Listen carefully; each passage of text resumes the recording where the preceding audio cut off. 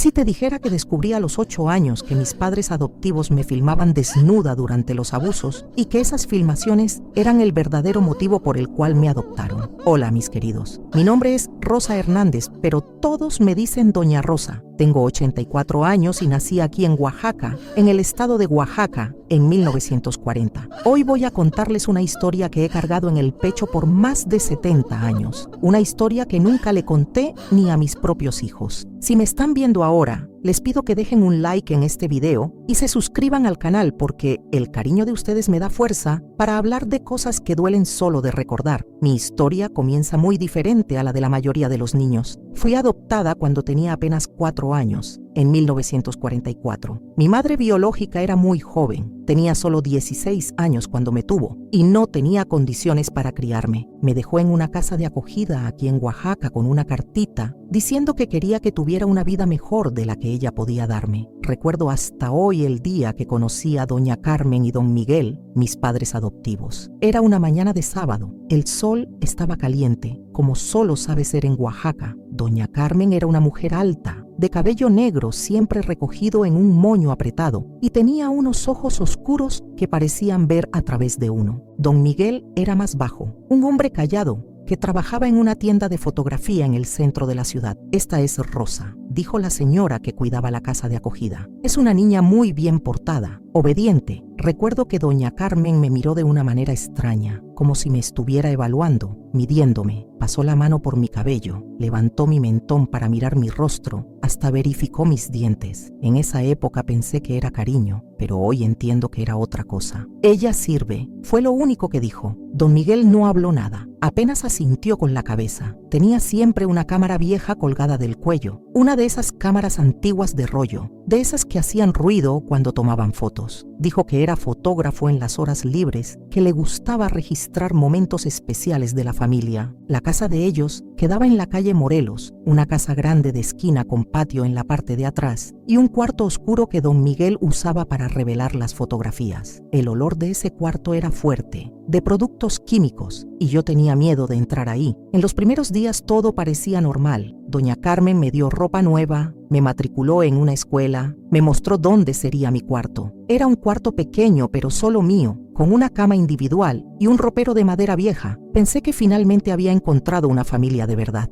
pero muy pronto, en las primeras semanas, comencé a notar cosas extrañas. Doña Carmen tenía manías muy específicas. Insistía en bañarme todos los días, aunque ya tenía 4 años y sabía lavarme sola. Una niña tiene que estar siempre limpiecita, decía, frotando mi cuerpo con una fuerza que lastimaba. Principalmente tú, que vienes de la calle. Yo no entendía qué quería decir con vienes de la calle. Era solo una niña que se quedó sin padres biológicos, como tantas otras, pero en su cabeza yo era diferente. Yo era sucia por naturaleza. Los baños se fueron volviendo cada vez más extraños. Se demoraba mucho tiempo lavándome, tocaba lugares que me hacían sentir incómoda y siempre decía que era para mi propio bien. Comenzó a bañarme con agua muy caliente, diciendo que era para quitar toda la suciedad. Deja de llorar, me decía cuando yo me quejaba de que el agua estaba quemando. Necesitas aprender a ser una niña limpia, decente. Y don Miguel, él siempre aparecía a la hora del baño. Decía que era para ayudar, pero se quedaba ahí parado con esa cámara en el cuello, mirándome de una manera que me daba miedo. A veces escuchaba el ruido de la cámara, ese clic bajito, pero cuando yo miraba, él estaba moviendo otras cosas. Con el tiempo, los cuidados de doña Carmen fueron aumentando. Comenzó a examinarme todas las noches antes de dormir, diciendo que era para estar segura de que estaba saludable. Tocaba mi cuerpo, me hacía quedarme en posiciones extrañas, siempre con esa excusa de que era cuidado maternal. Una madre tiene que cuidar de su hija, repetía. Tú no tuviste madre antes, entonces no sabes cómo es, pero yo te voy a enseñar todo. Don Miguel siempre estaba cerca en esas horas. A veces entraba al cuarto con la excusa de que estaba buscando algo, pero yo notaba que se quedaba mirando. La cámara estaba siempre ahí, colgada en su cuello, balanceándose cuando él se movía. Cuando cumplí 6 años, las cosas empeoraron mucho. Doña Carmen comenzó a llevarme al cuarto de ella y don Miguel diciendo que iba a aprender a ser mujer. Lo que pasaba en ese cuarto no puedo contarlo en detalles porque hasta hoy me hace mal recordar. Ella hacía cosas conmigo que ninguna madre debería hacer con una hija, cosas que me lastimaban por dentro y por fuera. Y don Miguel estaba siempre ahí, siempre con esa cámara. Me di cuenta de que ya no solo estaba mirando, estaba filmando. Lo vi mover botones, ajustar la cámara, apuntar en nuestra dirección. El ruido del rollo girando era bajito, pero yo lo escuchaba. «Quédate quieta», susurraba doña Carmen en mi oído cuando yo lloraba. «Esto es normal. Todas las niñas pasan por esto. Tú eres especial. Por eso te escogimos. Especial». Esa palabra resonaba en mi cabeza. ¿Era especial por ser adoptada o era especial por otra razón que aún no entendía? Las noches se volvieron mi mayor pesadilla. Cada vez que escuchaba pasos en el corredor, cada vez que la puerta de mi cuarto se abría, mi corazón se disparaba. A veces venían juntos, a veces era solo ella, pero don Miguel siempre aparecía con esa cámara, siempre registrando todo. «Tienes que entender», decía doña Carmen, «nosotros hacemos esto porque tú necesitas. Tú no eres nuestra hija de sangre, entonces tienes que aprender de otra manera». Fue ahí que comencé a entender que mi adopción no había sido por amor. Ellos no me querían como hija, me querían para otra cosa. Algo que aún no comprendía completamente, pero que sabía que estaba mal. En la escuela traté de contarle a una maestra. Me acerqué a ella después de clase y le dije que mi mamá me lastimaba. Ella me miró con lástima y dijo: «Hija, tu mamá te adoptó por bondad. Deberías estar agradecida. A veces pensamos que los padres son duros, pero es porque quieren nuestro bien». Nadie me creía, o tal vez no querían creer. Doña Carmen y don Miguel eran respetados en la ciudad,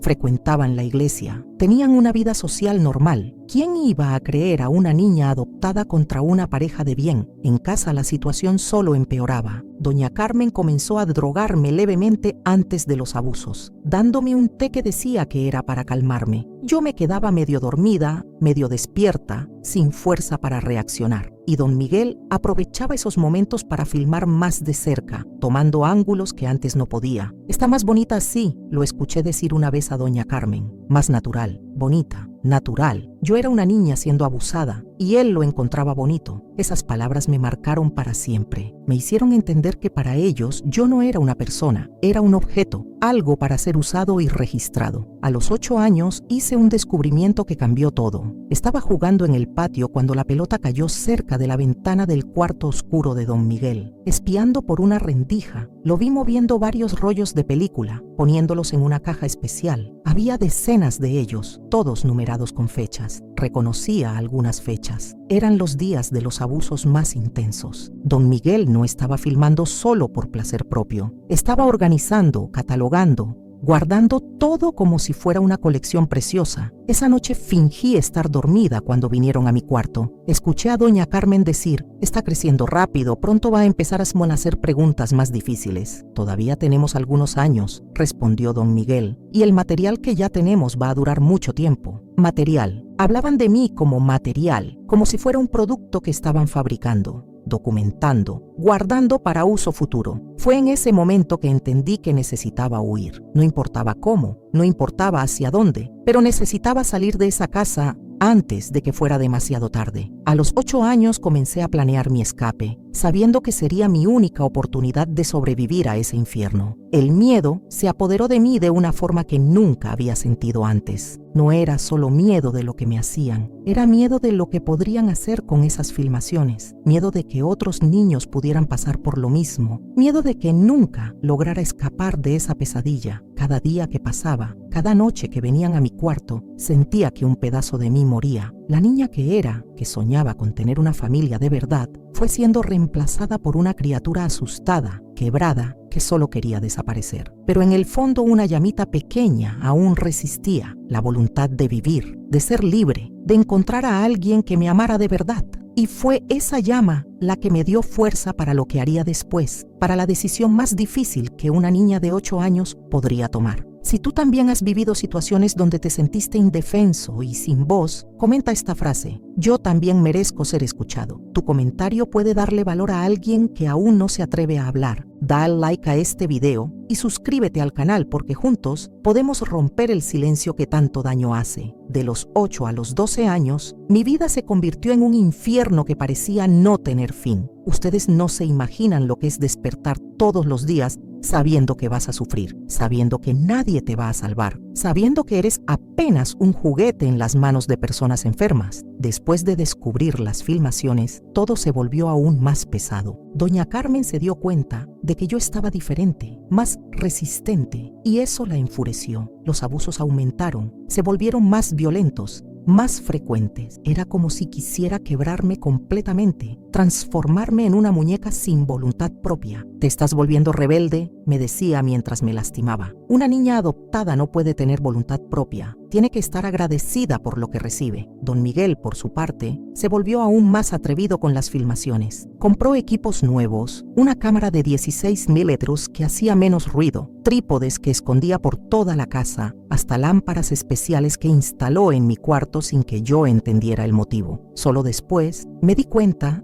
de que era todo para tener imágenes mejores, más nítidas, más profesionales. Necesita quedar natural. Hablaba bajito mientras ajustaba las lentes, como si fuera espontáneo, como si una niña siendo violentada pudiera ser espontánea. Pero en la cabeza enferma de él, aquello era arte, era algo especial que estaba creando. En 1952, cuando tenía 12 años, las cosas cambiaron de forma aterradora. Don Miguel comenzó a salir de casa con frecuencia, llevando una maleta pequeña. Volvía siempre con dinero, mucho dinero, que escondía en una caja en el guardarropa de ellos. Un día escuché que hablaba con doña Carmen. La gente de la Ciudad de México quiere más material. Están pagando bien por filmaciones con niñas nuevas. La gente de la Ciudad de México. Estaban vendiendo las filmaciones, vendiendo mi sufrimiento, mi dolor, mi infancia robada a otras personas enfermas que pagaban para ver niños siendo lastimados. Hay que tener cuidado, respondió doña Carmen. Si descubren, se acabó todo. Nadie va a descubrir. La niña es adoptada, no tiene familia de verdad. ¿Quién la vas a extrañar? Esas palabras me cortaron como un cuchillo. Para ellos, yo era desechable. Una niña sin familia, sin nadie que se preocupara, perfecta para sus planes asquerosos. Fue cuando entendí que no era solo abuso, era un negocio. Me adoptaron específicamente para esto, para usarme como producto en una red de personas que consumían ese tipo de material. Yo era mercancía, no hija. Los equipos en casa aumentaron. Don Miguel montó un verdadero estudio improvisado en el sótano, con cámaras fijas, iluminación profesional y hasta escenarios diferentes. Me obligaba a quedarme ahí abajo por horas, grabando escenas que después editaba y vendía. Tienes que parecer que te gusta, me decía. Si lloras mucho, arruinas la película. ¿Cómo una niña de 12 años podía gustar de ser violentada? Pero me drogaban cada vez más, con medicamentos que me dejaban confundida, desorientada. A veces ni recordaba bien lo que había pasado, solo despertaba lastimada y con vergüenza. Doña Carmen se volvió aún más cruel. Comenzó a torturarme psicológicamente, diciendo que yo era sucia, que ninguna familia de verdad me querría, que debería estar agradecida por tener un techo y comida. ¿Sabes lo que les pasa a las niñas como tú en la calle?, me preguntaba mientras me golpeaba. Vas a morir de hambre, te van a usar aún peor. Aquí por lo menos tienes casa, comida, ropa. Yo creía, a los 12 años, después de 8 años de tortura, realmente creía que no había lugar mejor para mí, que aquello era mi destino, mi castigo por haber nacido sin padres. La escuela se volvió mi único refugio, pero aún ahí no lograba concentrarme. Mis calificaciones se fueron al suelo. Vivía con sueño por los medicamentos y los otros niños comenzaron a evitarme. Olía a los productos químicos del laboratorio fotográfico. Siempre tenía marcas extrañas en el cuerpo y mi comportamiento era cada vez más apático. Rosa está muy extraña, escuché a una maestra comentar con otra. Parece una niña traumatizada, pero nadie investigaba, nadie preguntaba. Doña Carmen era respetada en la comunidad, frecuentaba la iglesia religiosamente, siempre se mostraba como una madre dedicada, que había adoptado a una niña problemática por caridad. Pobrecita Carmen, comentaban las vecinas, agarró una criatura difícil para criar, debe dar mucho trabajo.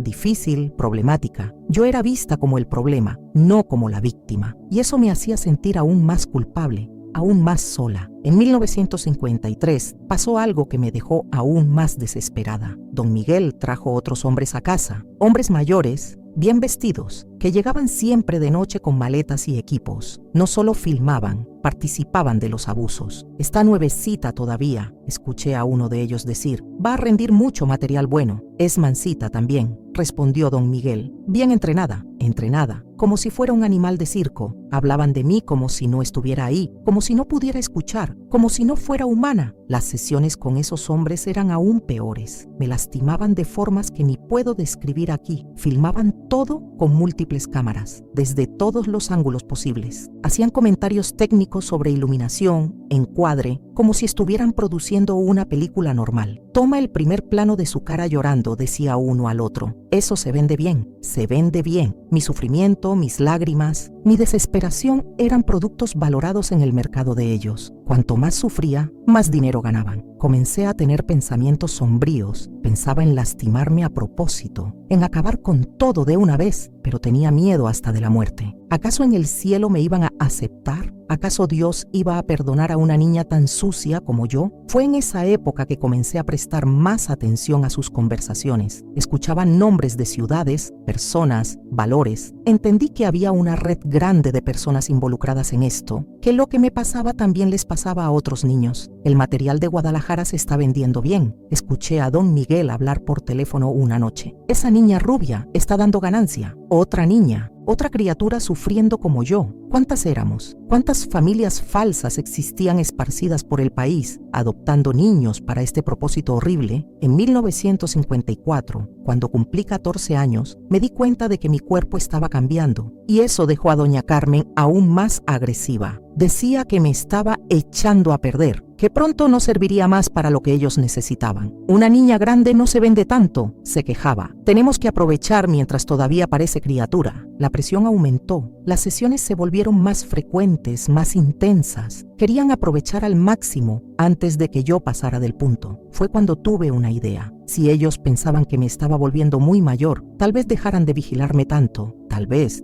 conseguiría una oportunidad de huir. Comencé a observar todo con más atención. Los horarios, las rutinas, dónde guardaban las llaves, cuándo salían juntos de casa. Fingí estar más sumisa, más obediente, para que bajaran la guardia. Un día, husmeando en la casa mientras estaban fuera, encontré una caja en el armario de ellos llena de cartas. Eran correspondencias con personas de varias ciudades, combinando valores, fechas, tipos de material. Vi mi nombre en varias de ellas, descripciones de mi cuerpo, de mi edad, como si fuera un catálogo. Pero fue en una de esas cartas que encontré una información preciosa. La dirección de mi tío Jaime, hermano de mi madre adoptiva. En una carta antigua, doña Carmen se quejaba con alguien sobre él. Mi hermano Jaime anda preguntando cómo tratamos a la niña. Siempre está molestando, diciendo que somos muy duros. Menos mal que vive lejos en Puebla.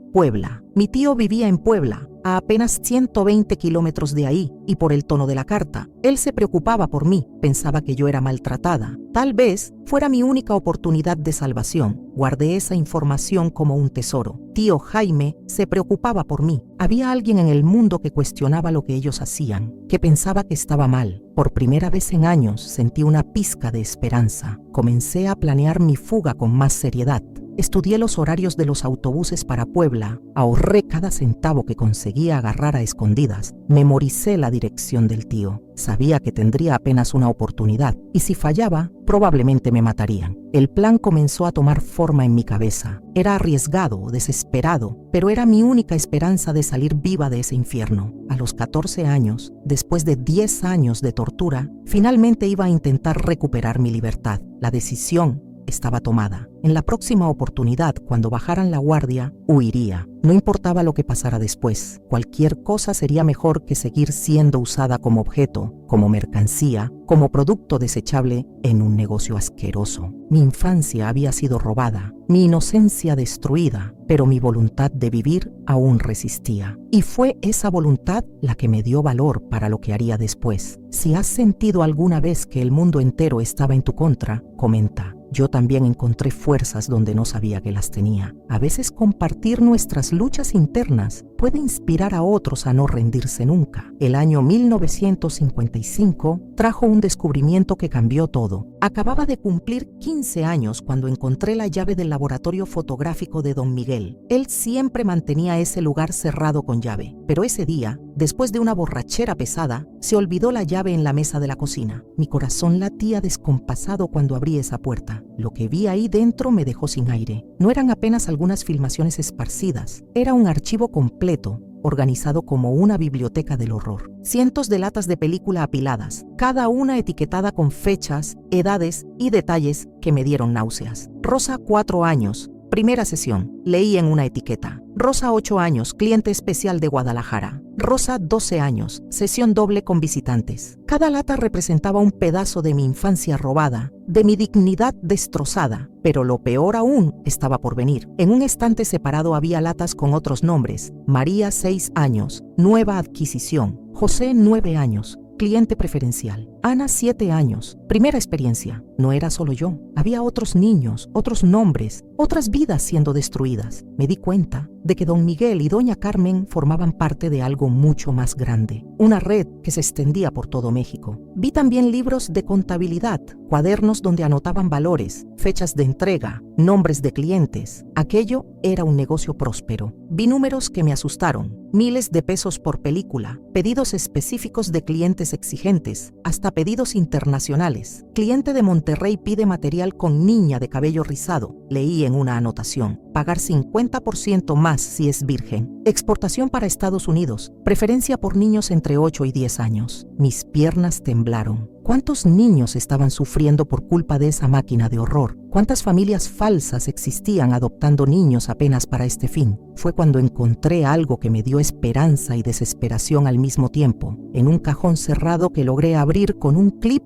había una carpeta con documentos sobre mi adopción. Descubrí que mi madre biológica no me había abandonado por no tener condiciones. Había sido engañada. Leyendo las cartas, entendí que doña Carmen se había acercado a mi madre cuando estaba embarazada, ofreciéndole ayuda, prometiendo que yo tendría una vida mejor. Mi madre, ingenua y desesperada, creyó, pero había más. La niña tiene el perfil ideal, decía una carta que doña Carmen escribió para alguien. Cabello rizado, ojos grandes, piel clara, va a rendir mucho material de calidad. La madre biológica es muy joven para sospechar cualquier cosa. Perfil ideal. Me escogieron como si escogieran un producto en el mercado. Analizaron mis características físicas, mi situación vulnerable, calcularon cuánta ganancia podría dar. En ese momento, sentada en el piso de ese laboratorio maldito, rodeada por evidencias de una década de horror, algo dentro de mí cambió definitivamente. No era más apenas rabia o miedo, era una determinación fría, calculista. Me habían usado, vendido, torturado, pero no me iban a destruir completamente. Comencé a fotografiar todo con una cámara pequeña que encontré en un cajón. No sabía bien cómo usar, pero logré tomar algunas fotos de los documentos, de los libros de contabilidad, de las etiquetas de las películas. Intuía que aquello sería importante más tarde. En los días siguientes, observé cada movimiento de ellos con ojos diferentes. Vi a don Miguel revisar las latas, separar material para entrega, hablar por teléfono en códigos que ahora entendía. Vi a doña Carmen contar dinero, planear sesiones especiales, discutir sobre renovar el stock. Rosa se está volviendo vieja, la escuché decir en una conversación telefónica. Necesitamos pensar en reemplazo. ¿Tienes alguna indicación de casa de acogida con material nuevo? Material nuevo. Otro niño iba a pasar por lo que yo pasé. Otra vida iba a ser destruida para alimentar esa máquina asquerosa. Y yo no podía permitir eso. Fue cuando tomé una decisión que cambió todo. No iba apenas a huir. Iba a destruir ese negocio antes de partir. Iba a hacer que pagaran por todo lo que me hicieron y a otros niños. Comencé a planear meticulosamente. Durante semanas observé la rutina de ellos. Memoricé dónde guardaban las llaves. Estudié los horarios de mayor movimiento en la calle. Sabía que tendría apenas una oportunidad y no podía fallar. El plan era simple pero peligroso. En una noche en que salieran juntos, cosa que pasaba por lo menos una vez al mes, para encuentros con clientes en la Ciudad de México, pondría somnífero en el agua que siempre bebían antes de dormir. Mientras durmieran, destruiría todo el material, tomaría el dinero y huiría a Puebla a buscar a mi tío Jaime. El somnífero lo conseguí robando de a poco de la farmacia, donde doña Carmen compraba los medicamentos que me daban. Fingí estar pasando mal varias veces, y mientras ella compraba remedios para mí, yo tomaba otras cosas y las escondía debajo de la ropa. En mayo de 1955, la oportunidad llegó. Don Miguel recibió una llamada telefónica urgente. Un cliente importante de la Ciudad de México quería una reunión esa misma noche. Tendrían que viajar y solo volverían en la mañana siguiente. Tú te quedas callada aquí, me dijo doña Carmen antes de salir. Vamos a cerrar la casa toda con llave. Si tratas de huir, los vecinos te van a ver y te van a traer de vuelta. Y ahí va a ser peor para ti. Esperé que salieran. Esperé el ruido del carro alejándose. Esperé hasta estar segura de que no iban a volver. Entonces comencé a ejecutar mi plan. Primero fui al laboratorio. Comencé a destruir todo sistemáticamente. Quebré las latas de película, quemé los documentos, destruí los equipos. Cada película que destruía era un niño que tal vez se libraría de más sufrimiento. Encontré una lista de direcciones de otros proveedores de la red. La guardé conmigo. Algún día tal vez podría denunciar a todos ellos. Vi nombres de personas respetables de la sociedad, políticos, empresarios, hasta miembros del clero. La red era más grande y más poderosa de lo que imaginaba. Tomé todo el dinero que encontré. Eran muchos miles de pesos escondidos en varios lugares de la casa. No era robo, era recuperación. Ese dinero vino de mi sufrimiento, de mis lágrimas, de mi infancia robada. Después fui a la cocina a preparar la sorpresa final. Mezclé una cantidad generosa de somnífero en la jarra de agua que siempre bebían antes de dormir. No quería matarlos. Quería que despertaran y encontraran todo destruido, que sintieran la desesperación que yo sentí tantas veces. Pero el somnífero era apenas parte del plan. Dejé una carta sobre la mesa contando todo lo que me hicieron, nombrando clientes, describiendo la red. Aunque no la leyeran, alguien la leería cuando los encontraran. Alrededor de la medianoche escuché el carro llegando. Mi corazón se disparó, pero mantuve la calma. Subí a mi cuarto, fingí estar durmiendo y esperé. Escuché que entraron comentando sobre la reunión, quejándose del calor. Escuché el ruido del agua siendo servida, de las sillas siendo arrastradas. Después, silencio. Esperé 2 horas más para estar segura de que el somnífero había hecho efecto. Bajé despacio, pisando apenas en las partes del piso que no hacían ruido. Estaban desmayados en la cocina, ella con la cabeza en la mesa, él caído en la silla. Tomé la maleta que había preparado con mis pocas ropas y todo el dinero que encontré. Tomé también las fotos que había sacado de los documentos y la lista de direcciones. Eran las pruebas que tal vez algún día me ayudarían a hacer justicia. Antes de salir hice una última cosa. Escribí con lápiz labial rojo en la pared de la sala. Ustedes van a pagar por todo. No firmé, pero sabrían quién fue. Salí de casa a las 4 de la mañana. La ciudad aún dormía. Apenas algunos trabajadores comenzaban a moverse por las calles. Caminé hasta la terminal de autobuses. Compré un pasaje para Puebla en el primer autobús de la mañana. Mientras esperaba el autobús, sentí una mezcla de terror y liberación. Terror porque no sabía lo que me esperaba, si mi tío me recibiría, si lograrían encontrarme. Liberación porque por primera vez en 11 años nadie sabía dónde estaba. Nadie podía lastimarme. El autobús llegó a las 6 de la mañana. Me subí temblando, no apenas de frío, sino de ansiedad.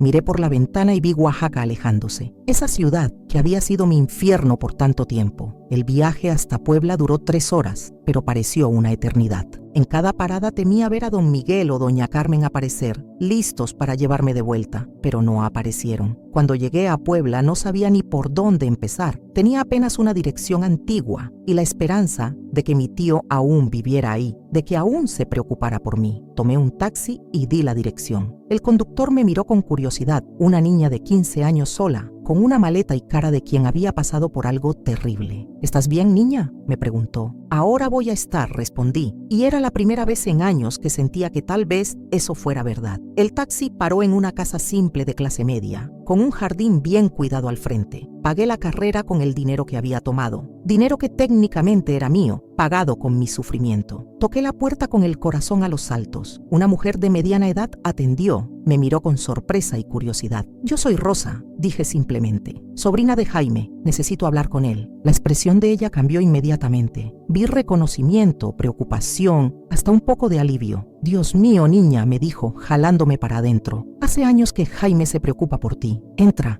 rápido. Cuando mi tío apareció en la sala, un hombre de cerca de 50 años, con ojos gentiles y una barba gris, comencé a llorar. No era llanto de tristeza, era llanto de alivio, de esperanza, de finalmente haber encontrado a alguien que tal vez me viera como persona, no como objeto. Rosa, me dijo abrazándome, gracias a Dios que estás aquí. Yo sabía que algo estaba mal en esa casa. Finalmente alguien que sabía, alguien que siempre desconfió, alguien que tal vez pudiera ayudarme a reconstruir mi vida. Cuando mi tío Jaime me abrazó esa mañana de mayo de 55, Sentí algo que no experimentaba hacía más de 10 años, seguridad. Sus brazos eran firmes pero gentiles, y por primera vez desde los 4 años, alguien me tocaba sin segundas intenciones, sin causarme dolor o miedo. Siempre supe que algo estaba mal, me dijo, alejándome un poco para mirar mi rostro. Tu tía Carmen nunca me dejaba visitarte bien, siempre inventaba excusas, y cuando lograba verte parecías una niña espantada. Tía Esperanza, esposa de él, me llevó a la cocina y preparó un café con leche calentito. Mis manos temblaban tanto que apenas podía sostener la taza. Se cruzaron miradas, dándose cuenta de que algo muy serio había pasado. «Hija», dijo tío Jaime sentándose a mi lado. «No necesitas contar nada ahora si no quieres, pero quiero que sepas que estás segura aquí. Sea lo que sea que haya pasado, estás segura». Fue cuando me derrumbé. Todos esos años de silencio forzado, de secretos guardados, de dolor reprimido, salieron de una vez. Conté todo, cada abuso, cada filmación, cada noche de terror. Vi la cara de tío Jaime poniéndose cada vez más pálida, las lágrimas corriendo por los ojos de tía Esperanza. «Virgen Santísima», murmuró tía Esperanza, llevándose la mano al pecho. «¿Cómo es que 2 demonios como esos lograron engañar a todo el mundo? Porque eran inteligentes», respondí secándome las lágrimas. Sabían cómo presentarse en la sociedad. Iglesia, trabajo respetable, casa buena. ¿Quién iba a sospechar? Tío Jaime estaba visiblemente conmocionado. Caminaba por la cocina de un lado a otro, pasándose la mano por el cabello, murmurando palabrotas entre dientes. Debería haber insistido más, decía. Debería haber forzado la entrada a esa casa, aunque tu tía se enojara. ¿Cuántas veces sentí que algo estaba mal? No fue culpa tuya, tío, le dije. Y era verdad. Ellos eran muy cuidadosos, sabían cómo esconder. Le mostré las fotos que había tomado de los documentos, las listas de nombres que logré copiar. Tío Jaime examinó todo con atención creciente. «Rosa, esto aquí es muy serio», me dijo. «Esta lista tiene nombres de gente importante. Gente con poder. Si denuncias va a ser peligroso». «Pero otros niños están sufriendo», respondí. «Vi nombres de otros niños, otros lugares. No puedo fingir que no sé». Tía Esperanza tomó mi mano. «Primero necesitas curarte, hija. Después pensamos en qué hacer con eso». En los primeros días en Puebla apenas podía dormir. Despertaba en medio de la noche sudando frío, pensando que escuchaba la voz de don Miguel en el corredor. Tía Esperanza siempre aparecía en mi cuarto. Me calmaba. Se quedaba conmigo hasta que lograba dormir de nuevo. «Es normal», me decía. «El cuerpo demora para entender que está seguro, pero va a pasar, hija. Con tiempo y cariño va a pasar». Tío Jaime trabajaba en una pequeña imprenta en la ciudad y logró conseguirme un trabajo de medio tiempo organizando papeles y haciendo servicios simples. Era bueno tener algo para ocupar la mente, para sentirme útil de una forma saludable. Una semana después de mi llegada, tío Jaime volvió del trabajo con una expresión preocupada. «Rosa recibió una llamada telefónica hoy», me dijo. «Era tu tía Carmen. Dijo que te escapaste de casa, que está muy preocupada, que te quiere venir a buscar». Mi sangre se heló. «¿Qué le dijiste?» «Le dije que estabas bien, que ibas a quedarte aquí por un tiempo». Se puso furiosa, amenazó con venir a buscarte a la fuerza. Dijo que tenía derechos legales sobre ti, derechos legales, como si fuera propiedad de ellos, un objeto que podía ser reclamado. «Ella no me puede llevar de vuelta, ¿verdad?», pregunté, el pánico apoderándose de mí. «Legalmente puede intentar», admitió tío Jaime. «Pero yo no voy a dejar. Si viene aquí, voy a contarle a todo el mundo lo que me dijiste. Voy a gritar en los 4 vientos de la ciudad si es necesario». En los días siguientes, viví con miedo constante de que aparecieran. Cada carro que paraba en la calle, cada golpe en la puerta, me hacía entrar en pánico. Pero pasaron semanas y nada pasó. «Deben tener miedo de hacer escándalo», especuló tío Jaime. «Con tu desaparición en la misma noche que el laboratorio fue destruido, saben que tienes información peligrosa». De a poco comencé a adaptarme a la vida normal. Tía Esperanza me enseñó a cocinar, a coser, cosas simples que nunca había aprendido. Me sentía como una niña, descubriendo el mundo por primera vez. «Necesitas estudiar», me decía. «Una niña inteligente como tú no puede quedarse sin educación». Me matricularon en una escuela nocturna para jóvenes que trabajaban durante el día. Al principio fue difícil, tenía atraso en muchas materias y mi concentración aún estaba perjudicada por los traumas, pero de a poco me fui recuperando. En 1956, un año después de mi fuga, algo inesperado pasó. Tío Jaime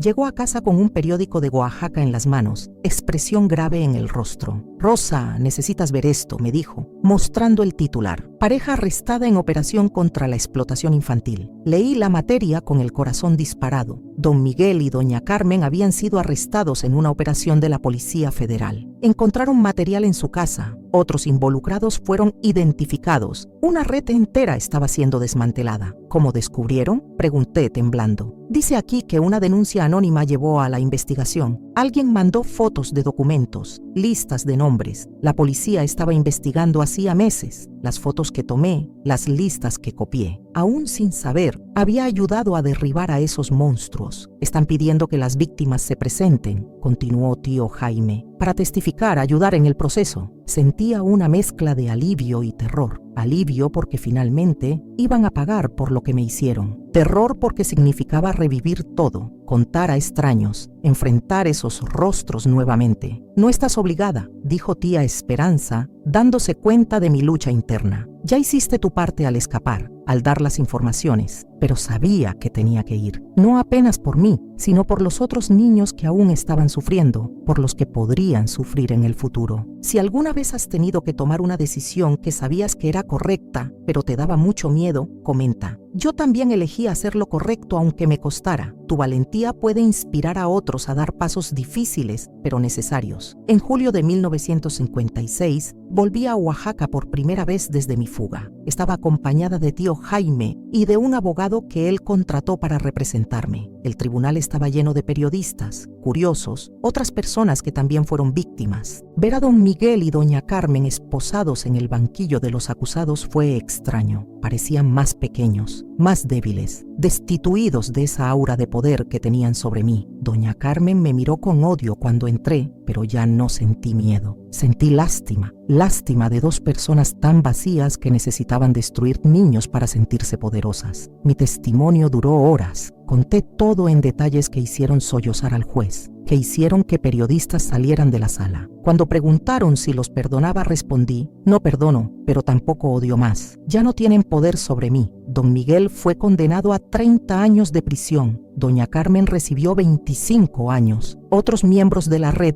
también fueron condenados. La justicia había sido hecha, por lo menos en parte. Durante el juicio conocí a otras víctimas, niños que pasaron por horrores similares, familias destruidas, vidas marcadas para siempre. Pero también vi fuerza, resistencia, personas que se negaron a ser definidas por lo que sufrieron. Nosotros sobrevivimos, me dijo una niña de 12 años. Eso ya es una victoria. De vuelta a Puebla me sentí diferente, más liviana, más completa. La pesadilla había terminado oficialmente. Legalmente, podía comenzar a vivir de verdad. Terminé el bachillerato en 1958, a los 18 años. Quería estudiar más, hacer universidad, pero no teníamos dinero. Tío Jaime había gastado sus ahorros conmigo, con abogados, con tratamiento médico para mis problemas de salud causados por los abusos. No te preocupes, me decía, la educación la conseguimos de otras formas. Comencé a trabajar tiempo completo en la imprenta, aprendiendo el oficio, descubriendo que tenía talento para diseño y diagramación. Era un trabajo que me daba placer, algo que nunca había sentido antes. En 1959 conocí a Roberto, un muchacho de 21 años que trabajaba como contador en una empresa de la ciudad. Era gentil, paciente, respetuoso. Nuestro acercamiento fue lento. Yo aún tenía dificultades con la intimidad, con la confianza. No tengas prisa, me aconsejaba tía Esperanza. El hombre correcto va a entender y esperar. Roberto entendió. Cuando finalmente le conté mi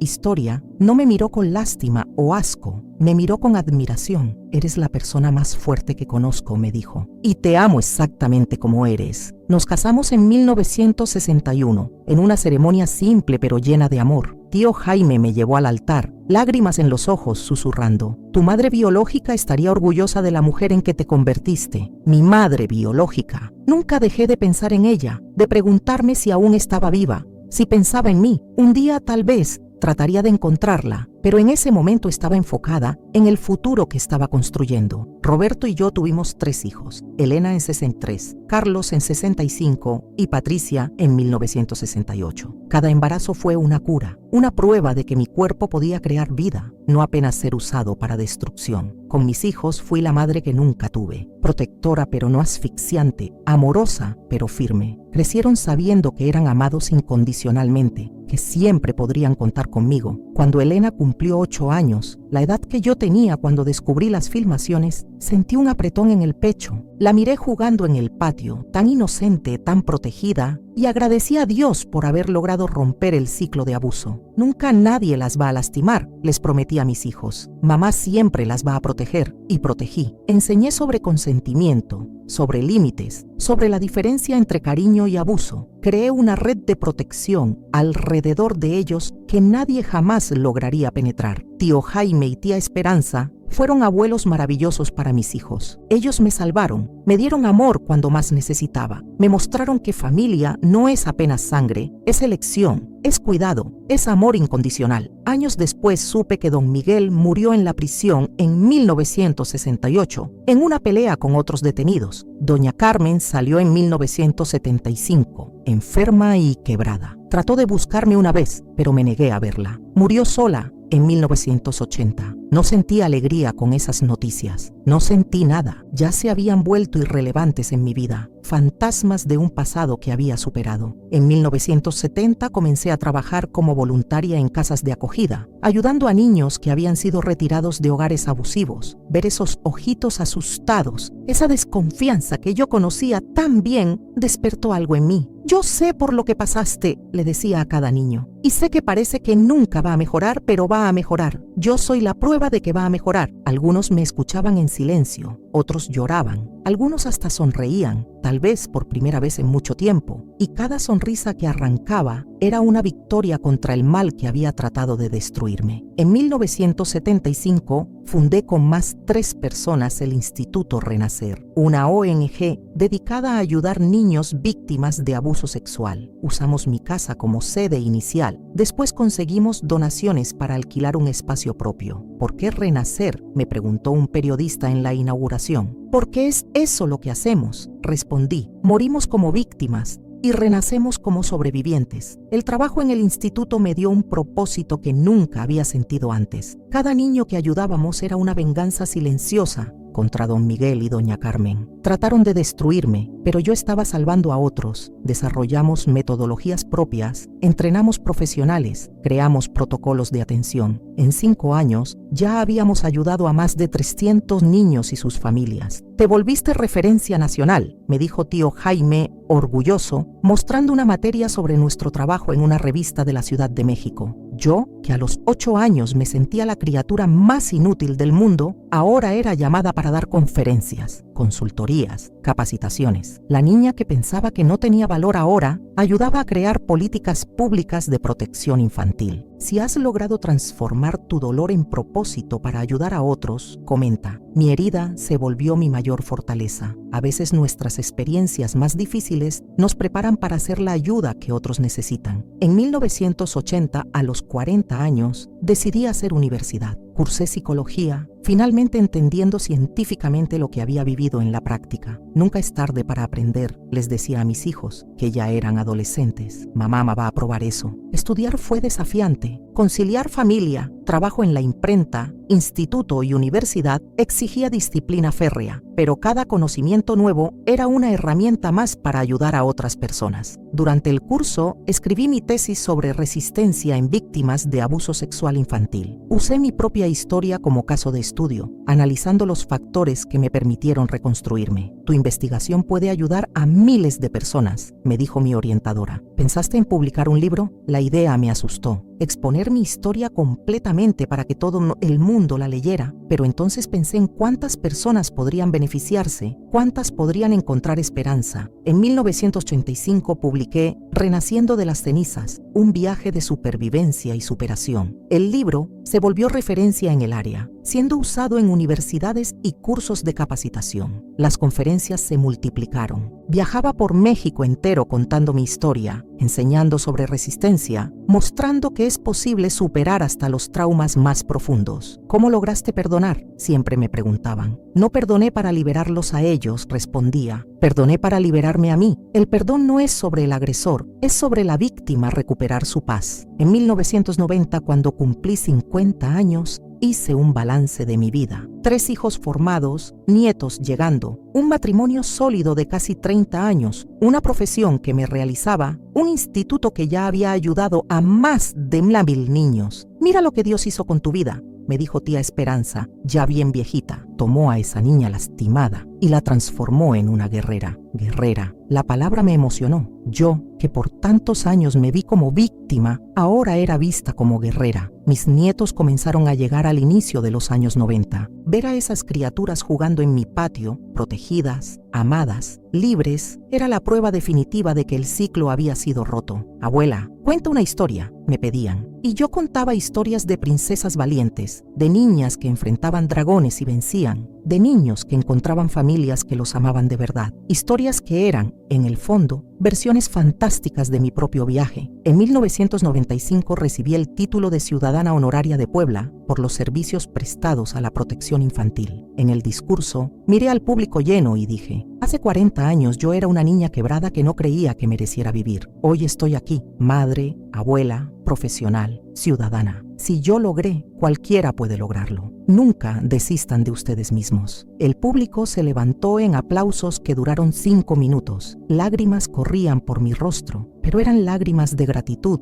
no de dolor. Roberto falleció en 2000 después de 39 años de matrimonio. Fue difícil, pero yo ya no era más la niña frágil que dependía totalmente de otros para sentirse segura. Me había vuelto una mujer completa, entera. Vas a estar bien, susurró en los últimos días. Eres la persona más fuerte que conozco. Y estuve bien. Continué el trabajo en el instituto, continué las conferencias, continué cuidando a los nietos que iban llegando. Los años pasaron trayendo más alegrías que tristezas. Vi a mis hijos graduarse, casarse, darme nietos maravillosos. Elena se volvió maestra, Carlos ingeniero, Patricia psicóloga, inspirada por mi jornada de cura. Mamá, salvaste a nuestra familia entera, me dijo Patricia el día de su graduación. Rompiste un ciclo que podría haberse repetido por generaciones. En 2005 me jubilé oficialmente del instituto, pero continué como consultora voluntaria. Quería más tiempo para los nietos, para viajar, para finalmente descansar un poco. Fue mi bisnieta mayor, Sofía, quien me presentó esta cosa del internet. Tenía 15 años y vivía pegada al celular viendo videos de personas contando historias. Bisabuela, deberías contar tu historia en uno de esos canales, me dijo un día. Hay mucha gente que necesita escuchar lo que pasaste, cómo lo superaste. Al principio me pareció una locura. Yo, una señora de 75 años, hablando para una cámara, pero Sofía insistió. Me mostró cómo otras personas de mi edad estaban usando esas plataformas para compartir experiencias. Mira, abuela, hay un canal que reúne historias de abuelas de México entero. Cada una cuenta su vida, sus desafíos, sus superaciones. Serías perfecta ahí. Me mostró algunos videos y quedé impresionada. Eran historias reales, conmovedoras, de mujeres que pasaron por dificultades y lograron reconstruirse. Algunas tenían historias de pobreza, otras de violencia doméstica, otras de pérdidas familiares. Tal vez sea una forma de ayudar a más gente, pensé. Demoré 1 año para decidirme. Conversé con mis hijos, que me apoyaron completamente. Conversé con mi psicóloga actual, que encontró la idea excelente para mi proceso de cura. Contar tu historia públicamente puede ser el cierre que necesitas, me dijo. Una forma de transformar definitivamente tu dolor en esperanza para otros. Entonces, a los 84 años, aquí estoy, nerviosa como nunca, pero determinada a compartir mi jornada con ustedes que me ven. Hoy, viendo todo lo que viví, puedo decir con certeza, somos mucho más fuertes de lo que imaginamos. Dentro de cada uno de nosotros existe una fuerza que ni nosotros mismos conocemos, pero que aparece cuando más la necesitamos. Aprendí que trauma no es sentencia de muerte para los sueños. Es un obstáculo grande, aterrador, pero que puede ser superado con ayuda, tiempo y determinación. Cada herida puede volverse fuente de cura para otros. Aprendí que familia no es solo sangre, es quien elige amarte, protegerte, apoyarte. Tío Jaime y tía Esperanza me salvaron siendo familia verdadera cuando más lo necesitaba. Aprendí que nuestra mayor venganza contra quien nos lastima es vivir plenamente, ser felices, realizar nuestros sueños. Cada día de alegría genuina es una victoria contra el mal que trató de destruirnos. Si estás viviendo tiempos difíciles y sientes que todo está perdido, comenta: yo también puedo renacer de mis cenizas. Tu declaración de fe en ti mismo puede inspirar a otros a no rendirse nunca. La verdadera reconstrucción de mi vida comenzó después de que mis hijos nacieron. Hasta ahí había sobrevivido, me había adaptado, creado una rutina segura. Pero fue solo cuando sostuve a Elena en mis brazos por primera vez, en 1963, que entendí el verdadero significado de la palabra renacimiento. Miré ese rostrito perfecto, esos ojitos que me miraban con confianza absoluta, e hice una promesa que resonó en mi corazón. Tú nunca vas a pasar por lo que mamá pasó,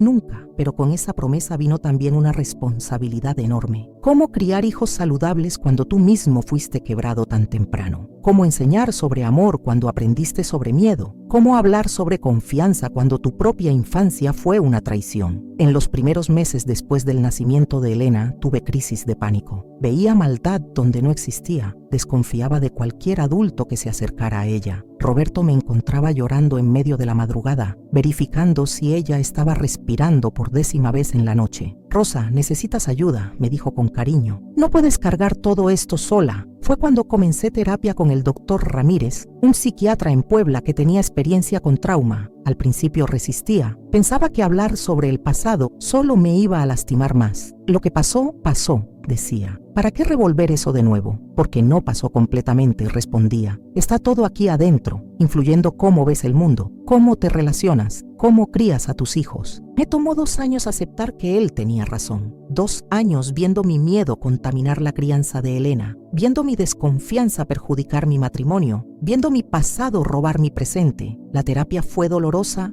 pero liberadora. Aprendí que cargar trauma no significa ser víctima para siempre. Significa tener cicatrices que cuentan una historia de supervivencia, no de derrota. Tú no eres lo que te hicieron, repetía el doctor Ramírez. Eres lo que elegiste hacer después de eso. Y yo elegí vivir, elegí amar, elegí ser madre, esposa, profesional. Elegí transformar dolor en propósito. Cuando Carlos nació en 1965, yo era una madre diferente, aún protectora, pero no paranoica, aún cuidadosa, pero no asfixiante. Había aprendido a separar mis miedos legítimos de los miedos que venían del trauma. Con Patricia, en 1968, finalmente me sentí completa como madre. Lograba jugar sin ansiedad. Podía dejarla con otros adultos sin entrar en pánico. Enseñaba sobre seguridad sin transmitir terror. Mamá, ¿por qué siempre hablas sobre no dejar que nadie toque las partes íntimas?, me preguntó Elena un día, a los 6 años. Respiré profundo. Era la pregunta que sabía que vendría, pero aún no sabía cómo responder, porque el cuerpo nuestro es nuestro, expliqué, y solo nosotros decidimos quién puede tocar. Si alguien trata de tocar donde no debe, gritas, corres y le cuentas a mamá o papá, hasta si es alguien conocido. Principalmente si es alguien conocido. Enseñé a mis hijos sobre consentimiento desde pequeños. Enseñé que no existen secretos especiales entre adultos y niños. Enseñé que siempre podían contarme todo sin miedo de castigo o regaño. En la imprenta donde trabajaba, me volví referencia para empleadas que pasaban por situaciones difíciles. No contaba mi historia completa, pero ofrecía oído, consejos, apoyo. Doña Rosa tiene una manera especial de entender el dolor de la gente, comentaban las muchachas. En 1975, cuando Patricia tenía 7 años, algo cambió radicalmente mi vida. Una trabajadora social de Oaxaca me buscó pidiendo ayuda con casos de abuso infantil. Supimos de tu historia a través de los registros del juicio, me explicó. Necesitamos a alguien que entienda, que pueda ayudar a otros niños. Mi primer impulso fue rechazar. ¿Para qué meter con esa herida que ya había cicatrizado? Pero entonces pensé en los niños que estaban sufriendo ahora, en ese momento, de la misma forma que yo sufrí. Comencé despacio, visitando casas de acogida, conversando con niños retirados de hogares abusivos. Ver esos ojitos asustados, esa desconfianza que yo conocía tan bien, despertó algo en mí. Yo sé por lo que pasaste, le decía a cada niño, y sé que parece que nunca va a mejorar, pero va a mejorar. Yo soy la prueba de que va a mejorar. Algunos me escuchaban en silencio, otros lloraban, algunos hasta sonreían, tal vez por primera vez en mucho tiempo, y cada sonrisa que arrancaba era una victoria contra el mal que había tratado de destruirme. En 1977 fundé con más 3 personas el Instituto Renacer, una ONG dedicada a ayudar niños víctimas de abuso sexual. Usamos mi casa como sede inicial. Después conseguimos donaciones para alquilar un espacio propio. ¿Por qué Renacer?, me preguntó un periodista en la inauguración. Porque es eso lo que hacemos, respondí. Morimos como víctimas y renacemos como sobrevivientes. El trabajo en el instituto me dio un propósito que nunca había sentido antes. Cada niño que ayudábamos era una venganza silenciosa contra don Miguel y doña Carmen. Trataron de destruirme, pero yo estaba salvando a otros. Desarrollamos metodologías propias, entrenamos profesionales, creamos protocolos de atención. En 5 años ya habíamos ayudado a más de 200 niños y sus familias. Te volviste referencia nacional, me dijo tío Jaime, orgulloso, mostrando una materia sobre nuestro trabajo en una revista de la Ciudad de México. Yo, que a los 8 años me sentía la criatura más inútil del mundo, ahora era llamada para dar conferencias, consultorías, capacitaciones. La niña que pensaba que no tenía valor ahora ayudaba a crear políticas públicas de protección infantil. En 1980, a los 40 años, decidí hacer universidad.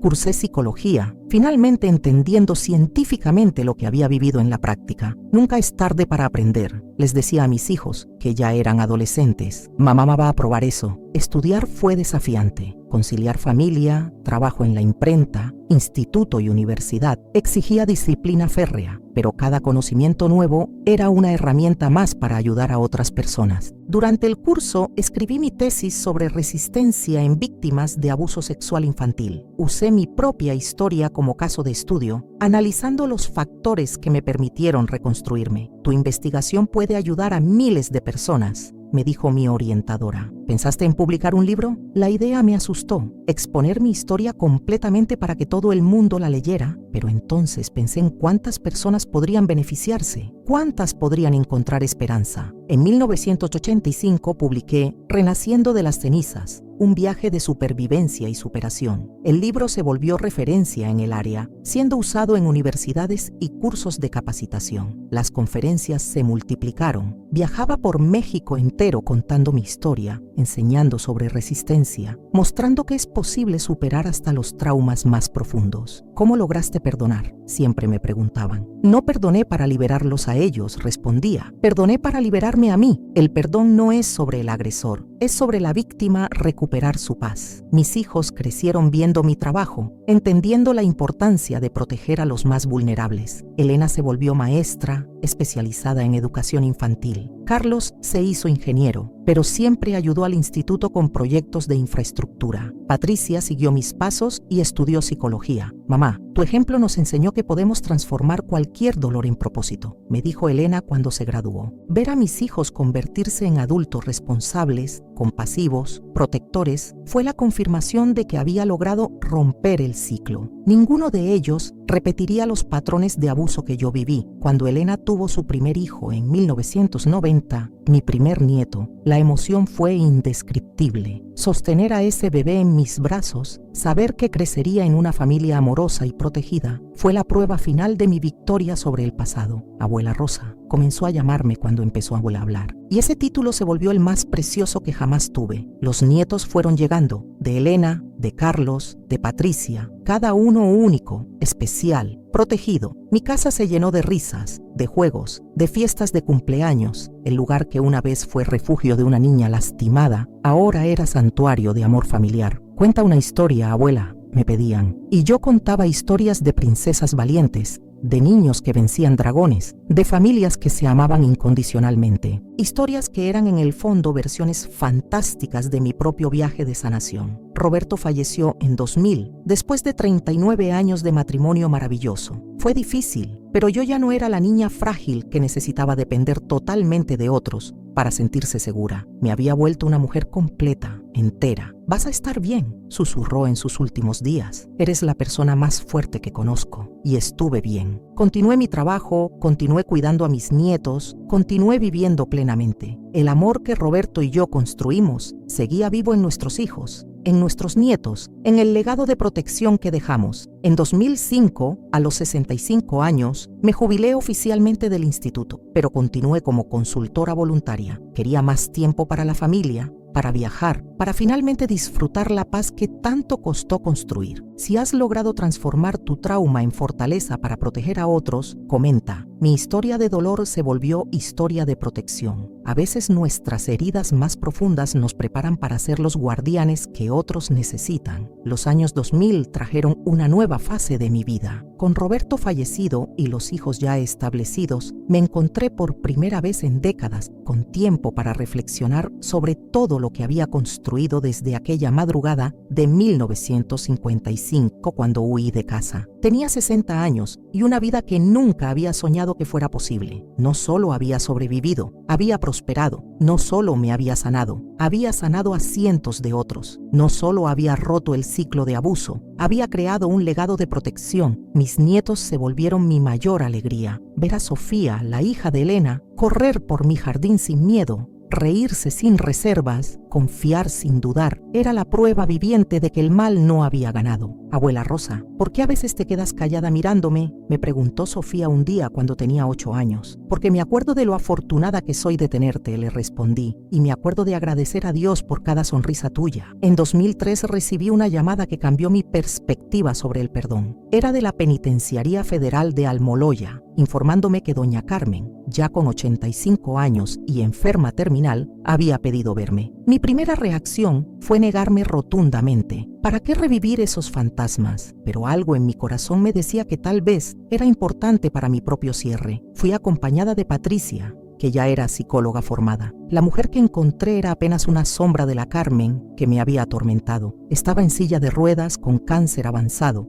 claramente en sus últimos días. Rosa, me dijo con voz débil, vine a morir sin pedirte perdón. Sé que no lo merezco, sé que no cambia nada, pero necesitaba decirte que me arrepiento. La miré en silencio. No sentía rabia, no sentía satisfacción por verla así. Sentía vacío, como si estuviera viendo a una extraña. Ya te perdoné hace años, le dije. No por ti, sino por mí. Guardar odio me iba a envenenar, pero perdonar no significa que lo que hiciste estuvo bien. Murió 3 días después. No fui al funeral. Ya había hecho mi cierre. En 2005 publiqué mi segundo libro, El arte de renacer, guía para sobrevivientes de trauma. Este fue más práctico, lleno de herramientas y ejercicios que había desarrollado a lo largo de los años. El libro se volvió bestseller en México y fue traducido a otros países de Latinoamérica. Comenzaron a llegar cartas de lectores de Colombia, Argentina, Perú, todos contando cómo mi historia los había inspirado a buscar ayuda y sanación. Su libro me salvó la vida, escribía una mujer de 45 años de Buenos Aires. Después de 30 años guardando el secreto del abuso, finalmente tuve valor para contar y buscar terapia. Cada carta como esa validaba todo el dolor que había pasado. Mi sufrimiento no había sido en vano si podía servir para evitar el sufrimiento de otros. En 2007 fui invitada para dar una conferencia en la Universidad Nacional Autónoma de México, en la Ciudad de México. El auditorio principal estaba lleno. Estudiantes de psicología, trabajadores sociales, padres de familia, sobrevivientes de abuso. El trauma, dije en esa conferencia, no es lo que nos define. Lo que nos define es lo que hacemos después del trauma. Podemos elegir ser víctimas para siempre o podemos elegir ser sobrevivientes que ayudan a otros. La ovación duró 10 minutos. Al final, una joven de unos 20 años se acercó llorando. Doña Rosa, me dijo, yo también fui abusada de niña. Siempre pensé que estaba condenada a ser infeliz para siempre. Usted me mostró que puedo elegir otra cosa. Esos momentos hacían que todo valiera la pena. En 2010, a los 70 años, tomé una decisión importante: buscar a mi madre biológica. Durante décadas había pospuesto ese encuentro, pero sentía que ya era hora. Con la ayuda de un investigador privado, descubrimos que se llamaba Mercedes López y vivía en un pueblito cerca de Oaxaca. Tenía 86 años y había pasado toda su vida preguntándose qué había sido de la hija que había entregado en adopción. El encuentro fue emocional. Mercedes era una mujer pequeñita, de cabello completamente blanco, que lloró durante media hora cuando me vio. Pensé que nunca te volvería a ver, me decía entre lágrimas. Todos los días de mi vida me pregunté si estabas bien, si eras feliz. Le conté todo: los abusos, la fuga, la reconstrucción, mis hijos, mi trabajo. Vi el dolor en sus ojos cuando entendió lo que había pasado, pero también vi el orgullo cuando entendió en qué me había convertido. Mi niña se volvió una guerrera, me dijo. Estoy tan orgullosa de ti. Mercedes murió en 2012, pero los 2 años que tuvimos fueron preciosos. conoció a mis hijos y nietos, vio las fotos de mi vida, entendió que aunque la decisión de darme en adopción había resultado en dolor inicialmente, también había resultado en fortaleza y propósito. En 2015, a los 75 años, oficialmente me retiré de todas las actividades públicas. Quería dedicar mis últimos años productivos a la familia, a escribir mis memorias completas, a disfrutar la paz que tanto había costado construir, pero la vida tenía otros planes. Fue mi bisnieta Sofía, ya de 15 años, quien me presentó el mundo del Internet y las redes sociales. Bisabuela, me dijo un día mientras yo la veía navegando en su teléfono, hay personas en YouTube que cuentan historias de vida como la tuya. Deberías hacer eso también. Al principio me reí. Yo, una señora de 80 años, hablando para una cámara, pero Sofía insistió. Me mostró videos de otras abuelas contando sus historias y comencé a considerar la posibilidad.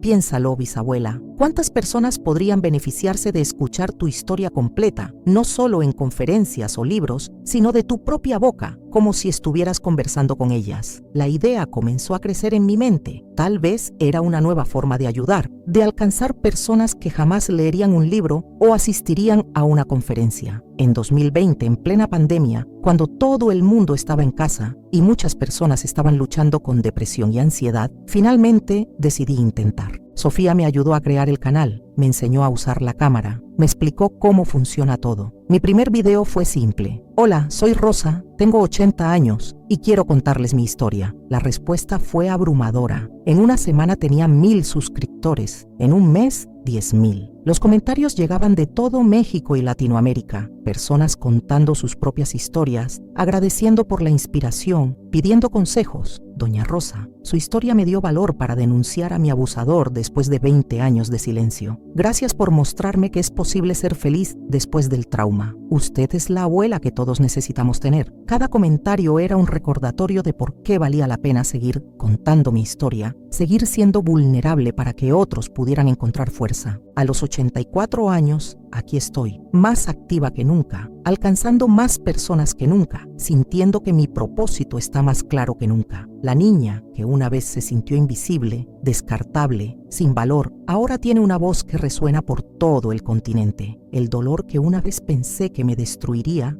se volvió la herramienta que uso para construir esperanza en otros. Si sientes que tus experiencias difíciles no tienen sentido, comenta. Mi dolor también puede tener propósito. A veces lo que más nos lastima puede volverse lo que más nos capacita para ayudar a otros. Estos últimos años de mi vida, de los 80 a los 84, han sido una síntesis de todo lo que aprendí. Es extraño cómo la vida se va cerrando en círculos, como si todo lo que vivimos fuera preparación para estos momentos finales de claridad y propósito. En 2020, cuando comencé con los videos, pensé que sería algo pequeño, tal vez para ayudar a algunas personas durante la pandemia. No imaginé que se volvería esto que es hoy, una comunidad de cientos de miles de personas que encuentran en mi historia la prueba de que es posible superar cualquier trauma. Los comentarios que recibo me conmueven todos los días. Hay madres que me escriben diciendo que mis consejos las ayudaron a proteger mejor a sus hijos. Hay sobrevivientes de abuso que encontraron valor para buscar terapia. Hay personas que simplemente necesitaban escuchar que alguien más había pasado por el infierno y había logrado construir una vida hermosa del otro lado. Doña Rosa, me escribió una joven de 25 años hace poco. Fui abusada por mi padrastro durante 10 años. Siempre pensé que estaba condenada a ser infeliz para siempre. Su historia me mostró que puedo elegir escribir un final diferente para mi vida. Esos mensajes me recuerdan que cada lágrima que derramé, cada noche de terror que viví, cada día que quise rendirme pero no lo hice, todo tuvo un propósito más grande de lo que podía imaginar entonces. En 2021 mi canal llegó a 500,000 suscriptores. Hicimos una transmisión en vivo donde respondí preguntas durante 2 horas. Fue emocionante ver los comentarios llegando de México, Guatemala, Colombia,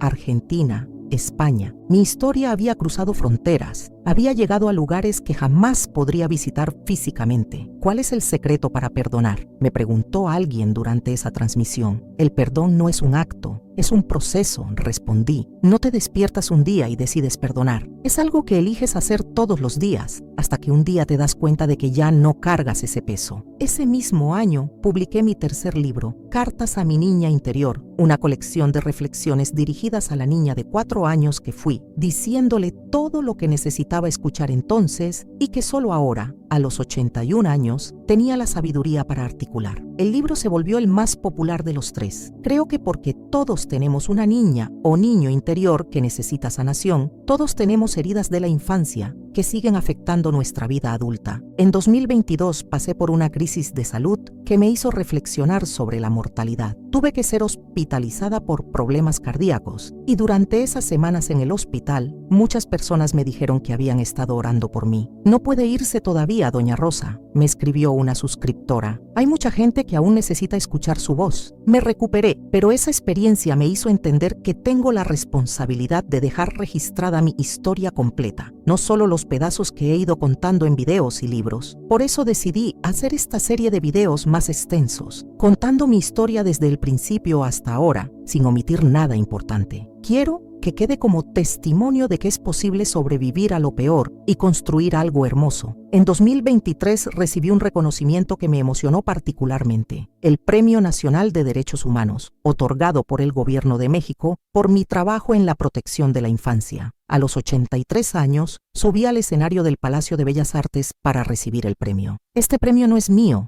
dije en mi discurso. Es de todos los niños que logré ayudar, de todas las familias que lograron sanar, de todos ustedes que han encontrado valor en mi historia para escribir sus propias historias de superación. La ovación duró 15 minutos. Vi en el público a mis hijos, mis nietos, mis bisnietos. Vi a colegas psicólogos, trabajadores sociales, otros sobrevivientes. Vi la representación física de todo lo que había logrado construir con mi vida. Este año, 2024, he estado preparando lo que creo que será mi última gran contribución. Una fundación que llevará mi nombre y que continuará el trabajo de protección infantil después de que yo ya no esté. Bisabuela, me dijo Sofía hace poco, usted va a vivir hasta los 100 años. Ya lo verá. Me reí, pero por dentro sé que el tiempo que me queda es limitado. Por eso cada día trato de exprimir al máximo, de seguir siendo útil, de seguir inspirando. Todas las mañanas me despierto agradecida. Agradecida por haber sobrevivido cuando muchos no sobreviven. Agradecida por haber encontrado amor cuando pensé que era imposible. Agradecida por haber tenido hijos cuando pensé que estaba demasiado dañada para ser madre. Agradecida por haber encontrado propósito en mi dolor. Hay días difíciles, claro. Soy una mujer de 84 años con achaques propios de la edad. A veces me duelen las articulaciones, a veces me falta el aire, a veces la memoria me juega trucos. Pero incluso en esos días difíciles, sé que mi vida tuvo sentido. Cuando miro hacia atrás, veo claramente el hilo conductor de todo. La niña abusada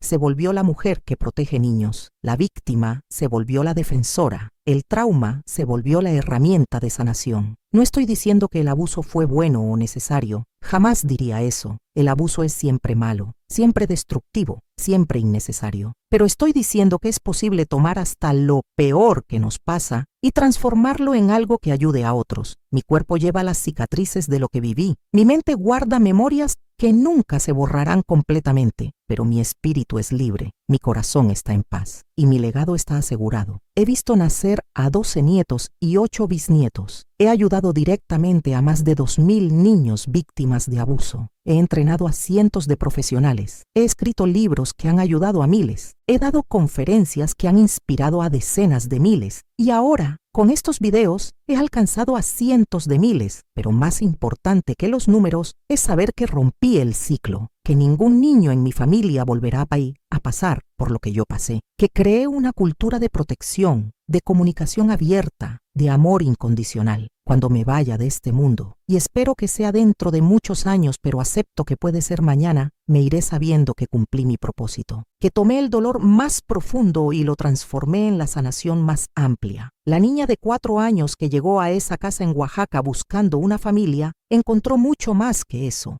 encontró su misión de vida, encontró la razón por la cual nació. Y esa misión continúa todos los días, con cada persona que encuentra esperanza en mi historia, con cada niño que es protegido porque alguien aprendió a reconocer las señales de abuso, con cada familia que sana porque entendió que el amor puede ser más fuerte que el trauma. Si has llegado hasta aquí en mi historia y sientes que tu vida también puede tener un propósito más grande que tu dolor, comenta. Mi historia también puede inspirar a otros. A veces necesitamos recordar que nuestras experiencias, hasta las más difíciles, pueden ser el regalo que alguien más necesita recibir. A mis 84 años, siento que estoy en la fase final de esta jornada extraordinaria que ha sido mi vida. No digo esto con tristeza, sino con una profunda sensación de completitud, como alguien que ha cumplido su misión y se prepara para entregar el testigo a las próximas generaciones. Estos últimos meses he estado organizando todos mis archivos, todas mis memorias, asegurándome de que nada importante se pierda cuando yo ya no esté. He grabado horas de video testimonios para mis nietos y bisnietos, contándoles no solo la historia que conocen, sino también los detalles más íntimos de mi proceso de sanación. Bisabuela, me preguntó mi bisnieto Diego hace poco, ¿no le da miedo morir? No, mi amor, le respondí. Miedo me daba vivir cuando era niña. Ahora que he vivido plenamente, la muerte solo es la siguiente aventura. El mes pasado tuve una experiencia que me marcó profundamente. Recibí la visita de Ana Martínez, una mujer de 45 años, que había sido una de las primeras niñas que ayudé en el Instituto Renacer hace más de 30 años. Doña Rosa, me dijo con lágrimas en los ojos, vine a contarle que me gradué como trabajadora social y ahora ayudo a niños como era yo. Todo comenzó con usted creyendo en mí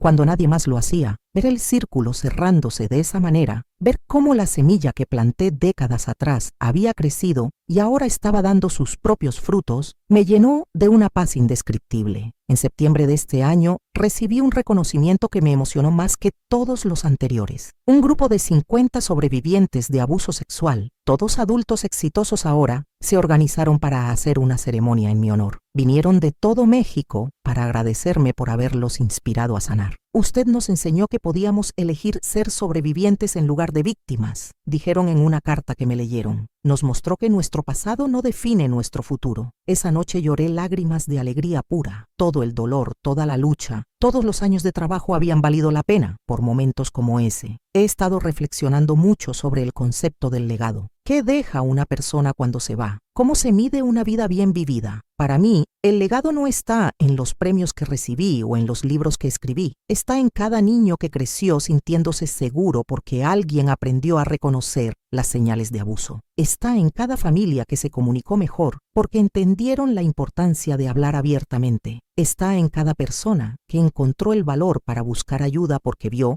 que era posible sanar. Mi legado está vivo en mis hijos, que criaron a sus propios hijos con el amor y la protección que yo no tuve pero que logré darles. Está en mis nietos, que nunca han conocido el miedo que yo conocí. Está en mis bisnietos, que crecen en un mundo donde hablar sobre abuso ya no es tabú. También está en las miles de personas que me siguen en redes sociales, que encuentran esperanza en mis palabras, que comparten sus propias historias inspirados por la mía. La semana pasada, una joven de 20 años me escribió: Doña Rosa, su historia me salvó la vida. Estaba pensando en suicidarme porque no veía cómo podía superar el abuso que viví, pero ver todo lo que usted construyó después de lo que pasó me hizo entender que yo también puedo construir algo hermoso. Mensajes como ese me recuerdan por qué fue importante ser vulnerable, por qué fue necesario exponer mis heridas más profundas para que otros pudieran encontrar sanación. En octubre pasado, mi canal de YouTube llegó a 1 millón de suscriptores. Hicimos una transmisión especial donde reflexioné sobre este número. 1 millón de personas, dije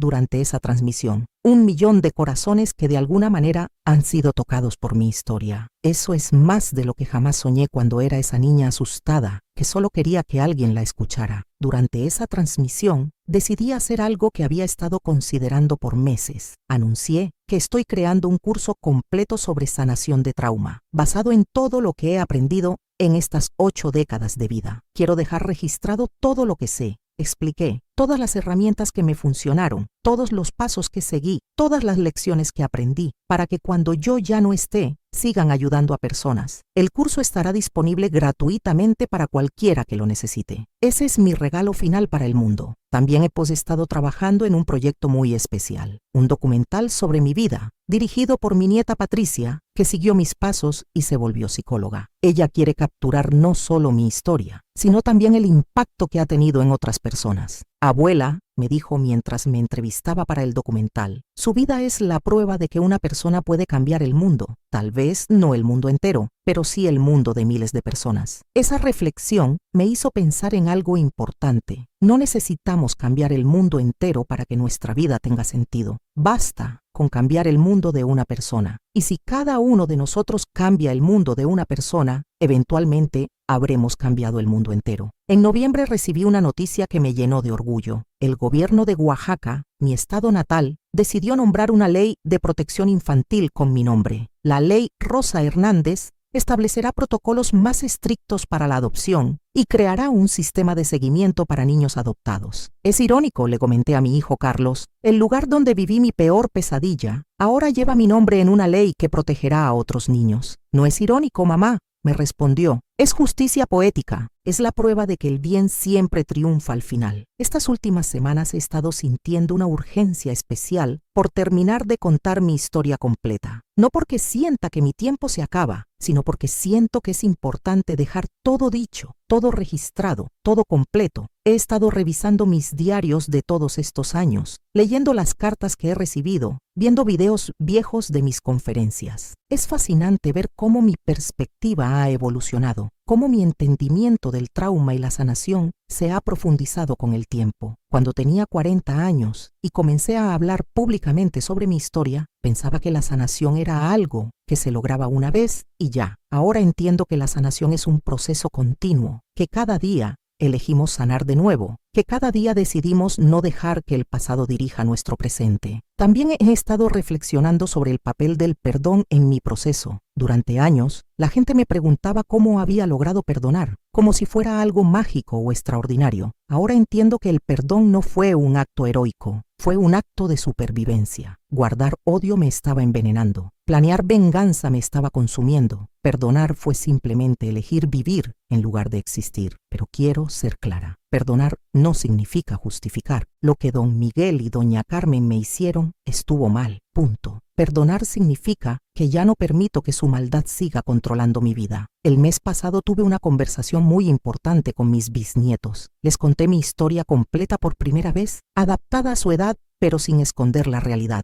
Bisabuela, me preguntó Sofía, ya de 19 años, ¿cómo podemos asegurarnos de que cosas así no vuelvan a pasar? Hablando, le respondí, rompiendo el silencio, creando espacios seguros donde los niños puedan contar si algo está mal, y nunca minimizando o ignorando cuando un niño dice que alguien lo está lastimando. Esa conversación me hizo reflexionar sobre cómo el mundo ha cambiado desde mi infancia. En los años 40 y 50, el abuso infantil era un tema del que no se hablaba. Los niños no tenían voz, no tenían derechos, no tenían protección. Hoy, aunque aún falta mucho por hacer, al menos existe conciencia. Existen leyes, protocolos, instituciones dedicadas a proteger a los niños. Mi historia y la de otros sobrevivientes han contribuido a crear esa conciencia, pero también me preocupa que nuevas formas de abuso estén apareciendo. El Internet, las redes sociales, la tecnología en general han creado nuevos espacios donde los depredadores pueden operar. Por eso es tan importante que las nuevas generaciones entiendan estos riesgos. En diciembre pasado grabé una serie especial de videos dirigidos específicamente a padres y madres jóvenes, enseñándoles las señales de alerta, los factores de riesgo, las formas de crear ambientes seguros para sus hijos. La mejor protección, digo siempre en esos videos, es la comunicación abierta. Cuando un niño sabe que puede contarle cualquier cosa a sus padres sin miedo a ser regañado o castigado, es mucho menos vulnerable. También hemos estado trabajando en crear una red de sobrevivientes que puedan apoyarse mutuamente. Durante mis años de trabajo, he conocido a cientos de personas que han pasado por experiencias similares a la mía. Muchos de ellos se han convertido en activistas, terapeutas, educadores. Somos una familia especial, les digo a menudo. Una familia unidos no por sangre, sino por la experiencia compartida de haber sobrevivido y prosperado. Esta red está creciendo y continuará creciendo después de que yo ya no esté. Ese es otro aspecto importante de mi legado. No solo las personas que ayudé directamente, sino las personas que esas personas van a ayudar en una cadena infinita de sanación. A veces me pregunto qué habría pasado si no hubiera encontrado el valor para huir esa noche de 1955. ¿Habría sobrevivido? ¿Habría encontrado otra forma de escape? ¿O habría sido otra víctima más en las estadísticas del abuso infantil? No lo sé, y ya no importa. Lo que importa es que sí encontré el valor, sí escapé, sí sobreviví y sí transformé mi dolor en propósito. Lo que sí sé es que cada niño que logró escapar de una situación de abuso, después de escuchar mi historia, justifica cada lágrima que derramé. Cada familia que se comunicó mejor después de leer mis libros, justifica cada noche de insomnio que viví. Cada persona que encontró esperanza en mis palabras, justifica cada momento de dolor que experimenté. Esa es la matemática del propósito. Cuando tu sufrimiento sirve para evitar el sufrimiento de otros, se transforma en algo sagrado. En enero de este año, en mi cumpleaños 84, mis hijos me organizaron una fiesta sorpresa. Estaban ahí mis 3 hijos, mis 12 nietos, mis 8 bisnietos y más de 100 personas cuyas vidas había tocado de alguna manera. Mamá, me dijo Elena durante su discurso, usted nos enseñó que las familias no se forman solo por sangre, sino por amor. Mire a su alrededor. Esta es la familia que usted construyó con su amor. Miré alrededor y vi caras de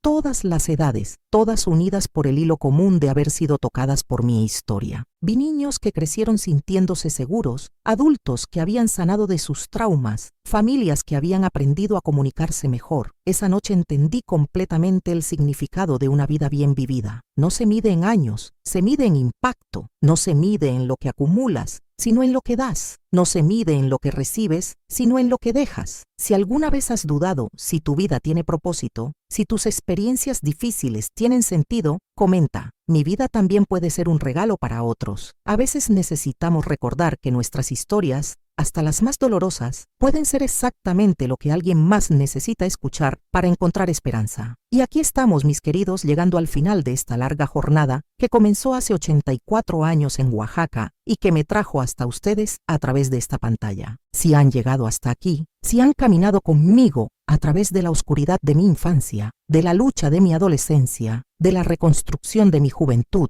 y de la plenitud de mi madurez, quiero que sepan que son parte de mi milagro. Ustedes, que me han escuchado con el corazón abierto, que han llorado conmigo, que se han enojado por mí, que han celebrado mis victorias como si fueran propias. Cuando miro hacia atrás, veo claramente que cada momento de dolor tuvo un propósito. No porque el dolor sea bueno, jamás diré eso. El abuso es siempre malo, siempre destructivo, pero lo que hice con ese dolor, eso sí fue mi elección. Y elegí convertirlo en sanación para otros. La niña de 4 años que llegó a esa casa buscando una familia, encontró algo mucho más grande. Encontró su misión de vida. Los años de horror que viví se convirtieron en la preparación para los años de propósito que siguieron. Hoy, a mis 84 años, puedo decir con total certeza, mi vida no fue desperdiciada. Ni un solo día de sufrimiento fue en vano. Cada lágrima que derramé se convirtió en esperanza para alguien más. Cada noche de terror que viví se transformó en fuerza para ayudar a otros a encontrar la luz. He visto nacer a 12 nietos y 8 bisnietos, y todos crecen sabiendo que son amados incondicionalmente. He ayudado directamente a más de 2,000 niños víctimas de abuso. He escrito libros que han inspirado a decenas de miles. He dado conferencias que han tocado a cientos de miles. Y con estos videos he alcanzado a más de 1 millón de corazones. Pero más importante que cualquier número es esto: rompí el ciclo. El abuso que comenzó conmigo terminó conmigo. Creé una cultura de amor, protección y comunicación abierta que se extiende por generaciones. Cuando me vaya de este mundo, y acepto que puede ser pronto o puede ser en muchos años más, me iré sabiendo que cumplí mi propósito, que tomé la experiencia más destructiva de mi vida y la convertí en la fuerza más constructiva de mi existencia. Mi mensaje final para ustedes es este: no importa lo que hayan vivido, no importa cuán profunda sea su herida, no importa cuán imposible parezca la sanación, ustedes también pueden renacer, ustedes también pueden transformar su dolor en propósito, ustedes también pueden elegir escribir un final diferente para su historia. La sanación no es un destino, es un camino. No es algo que logras una vez, es algo que eliges todos los días. Algunos días será más fácil, otros será más difícil, pero cada día que eligen sanar, cada día que eligen vivir en lugar de solo existir, están honrando su propia fuerza. Busquen ayuda cuando la necesiten. No hay vergüenza en necesitar apoyo. Yo no habría llegado hasta aquí sin mi tío Jaime, sin Roberto, sin doctor Ramírez, sin tantas personas que me extendieron la mano cuando más lo necesitaba. Hablen su verdad.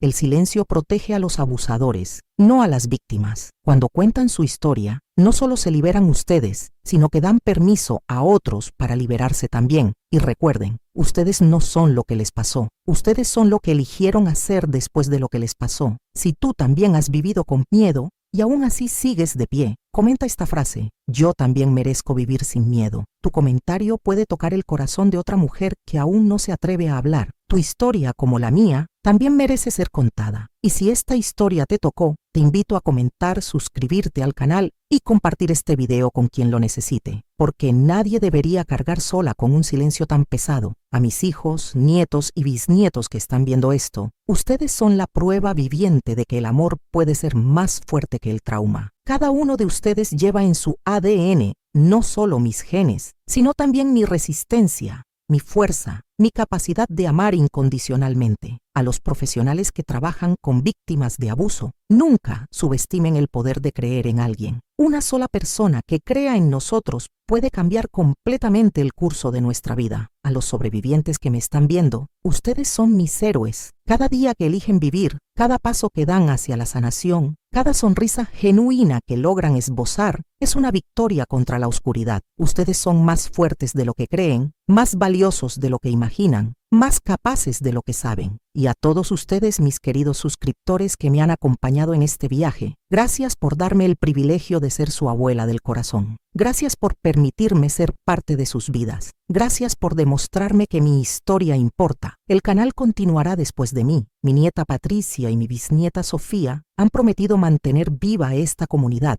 seguir compartiendo historias de esperanza, seguir siendo un espacio seguro para quienes necesitan sanar. Mi último consejo es este: amen intensamente, perdonen completamente, vivan valientemente. La vida es demasiado preciosa y demasiado corta para desperdiciarla en rencores o miedos. Y recuerden siempre, ustedes no están solos. En algún lugar del mundo hay una abuela de 84 años que cree en ustedes, que los ama, que sabe que pueden superar cualquier cosa. Esa abuela soy yo, y mi amor por ustedes es eterno. Este contenido es una obra original, basada en una historia real de supervivencia, resistencia y transformación. Una historia que demuestra que siempre, siempre es posible renacer. Gracias por escucharme, gracias por amarme, gracias por ser parte de mi milagro. Con todo mi amor, Doña Rosa Hernández, 84 años de vida, 80 años de libertad, una eternidad de amor.